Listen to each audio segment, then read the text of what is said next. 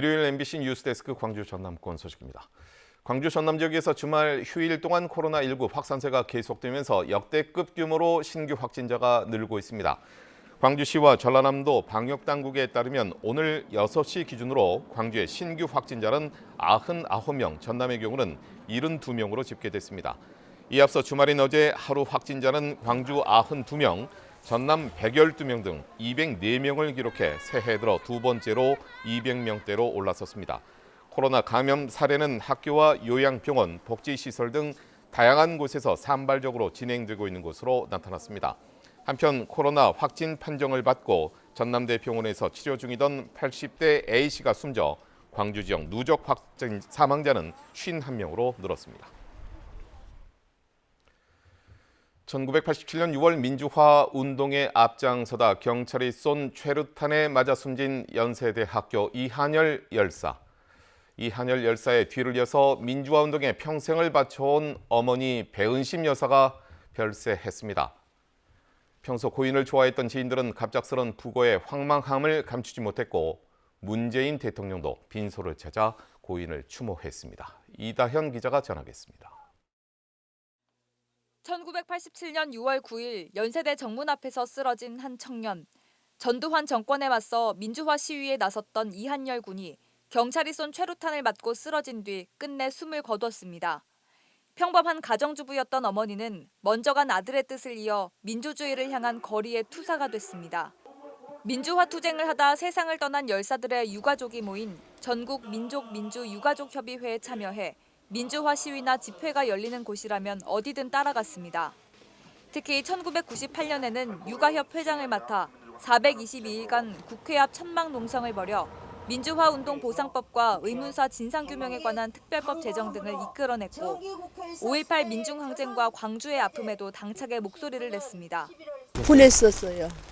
그게 노래가 뭔데? 그리고 그동안 저는 87년 이후로 그 노래를 이제 듣기도 하고 하기도 했습니다만은 그 노래는 상징적인 노래였다고요. 민주화 운동의 공로를 인정받아 재작년 6월엔 국민훈장 모란장을 받기도 했습니다. 어머니는 전태일이 옆에 가 계시고 종철이 아버지 아들하고 같이 있어서 나 혼자 오늘 이렇게 훈장을 받습니다. 언제나 정정할 것만 같던 어머니는 광주 조선대병원에서 끝내 숨을 거뒀습니다. 급성 심근경색으로 쓰러져 치료를 받았고 결국 하루 만에 다시 쓰러져 생을 마감했습니다. 고인의 빈소에는 추모객들의 행렬이 이어지고 있습니다.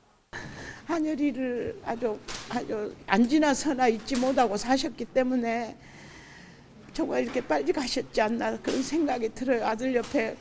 모두의 어머니시고 민주화의 어머니시고 길거리에서 밤을 새운 적도 우리가 많아요. 그런 어머니가 가셨다는 것에 대해서 친어머니가 돌아가신 것처럼 너무 슬프고. 소식을 보고받은 문재인 대통령도 한 걸음에 빈소로 달려와 유가족들에게 애도의 뜻을 직접 전달했습니다. 김부겸 국무총리와 여야 대선 후보들 그리고 전국의 시민사회가 한 목소리로 고인을 추모하고 있습니다.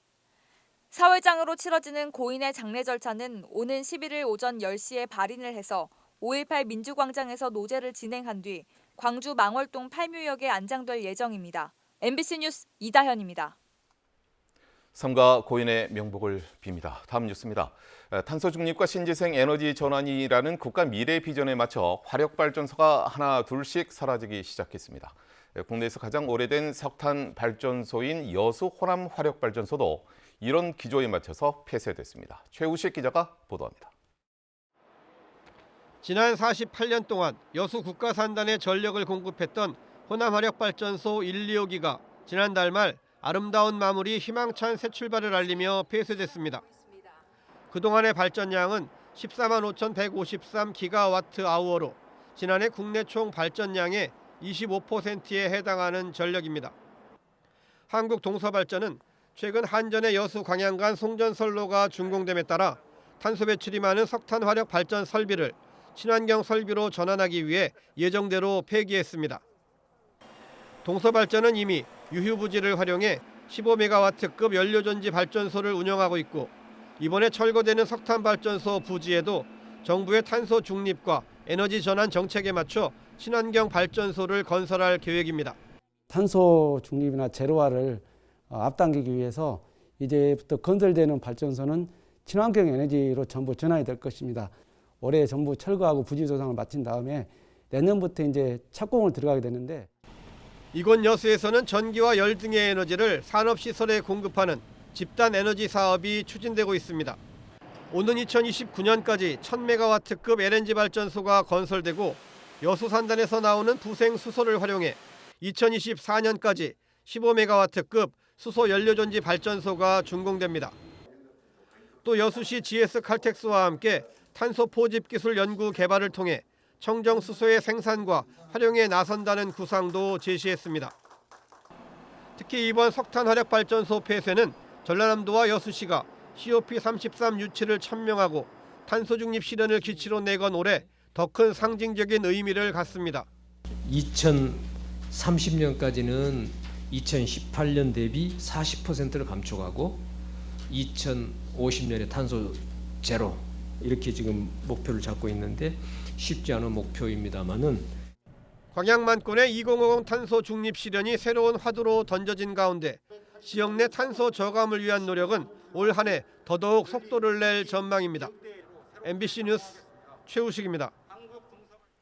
광주 군공항 전투기 소음 피해를 입어왔던 광주 시민 6만 4천여 명이 신청과 심의 절차만으로 보상을 받게 됩니다. 광주시 등에 따르면 광산구와 서구, 남구, 북구의 군 소음 대책 지역으로 지정된 주민들은 다음 달 28일까지 행정복지센터 등의 군 소음 피해 보상을 신청할 수 있습니다. 보상금은 군 소음 대책 심의위원회 심의를 거쳐 오는 5월 31일까지 결정돼 대상자에게 통보되고 보상금 지급은 오는 8월 31일까지 진행됩니다. 군 소음 피해 보상은 관련 법률에 따라 별도의 소송 절차 없이 결정되도록 개선됐지만 보상 대상 선정과 감액 규정 등을 둘러싸고 논란이 일고 있습니다. 어제 전남 진도 장도 인근 해역에서 발생한 어선 충돌 사고로 실종된 선장이 숨진 채 발견됐습니다. 해경은 오늘 낮 11시 57분쯤 선박간 충돌로 전복된 9.77톤급 어선 A호의 조타실에서 70살 선장의 시신을 발견했습니다.